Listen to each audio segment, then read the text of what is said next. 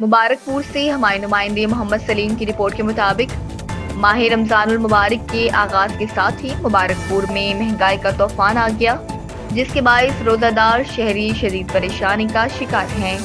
Report के मुताबिक price control कमेटियां गैर फाल दिखाई दे रही हैं, जबकि फलों की कीमतों में होशरुबा इजाफा दिखने में आया है।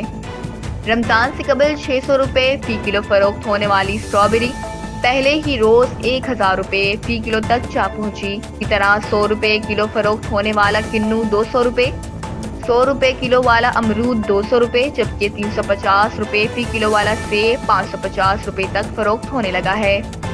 मजीद बरा 120 रुपये दर्जन फरोख्त होने वाले केले की कीमत बढ़कर 200 रुपये दर्जन तक पहुंच गई। शहरियों का कहना है कि इंतजामिया की अदम तवज्जो के बाइस नाजायज मुनाफाखोर सरगर्म हो चुके हैं।